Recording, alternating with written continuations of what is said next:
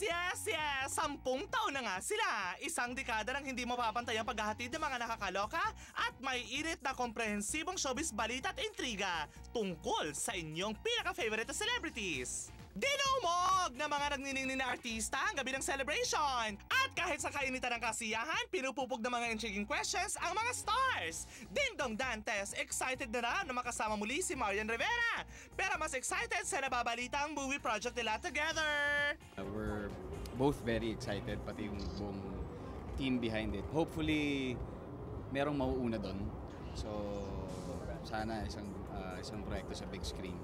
So, itong linggong ito, mapafinalize kung ano talaga yung mangyayari. Sige! Aabangan namin kung matutuloy ang Dongyang flick na yan! Very positive naman ang outlook ng The Icon na si Jones matapos siyang bulabugin ng taong bayan sa kanyang bagong image! And tingin ko ito yung isa kong way para mapakita sa mga tao na happy ako. Ay, Mama! Happy kasi ikakasal na? Siyempre, may mga stages yan eh. Bago yung wedding, may proposal. Siyempre, papaalam ako sa magulang, sa magulang niya, magulang ko. Kinikilig ka, te! Ano naman daw nararamdaman ni Jake Cuenca sa magaganap ng kasal ng dating GF na si Roxanne Ginoo? Sa akin naman, syempre, matagal nang natapos kung ano man ang meron namin. Kaya dapat nang hayaan natin siya to move on to better things in life. So, congratulations to her and her future husband. Ang ilan sa pinaka-importanting actors and actresses nakiparty all night din! Kahit ang mga big bosses ng GMA Network nakijam sa mini-concert offerings ng Yes Magazine. Sila yung nag-start ng talagang glossy showbiz magazine. Na-upgrade nila ang quality ng showbiz magazine. Interesting yung content. And aside from just what's happening in showbiz, na bibigay pa nila lahat ng mga ibang nangyayari pa sa mga artista, like their homes, their families, their travels. Ang ganda ng ginawa ng Yes for the showbiz industry. So congratulations on your 10th year.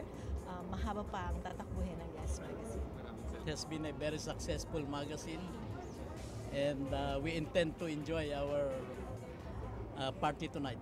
Ang dami-daming stars! Ang dilim nga ng langit dahil at sila nagbabaan from the skies para sa big event na ito. For the 10th year, I think we intend to do many lists.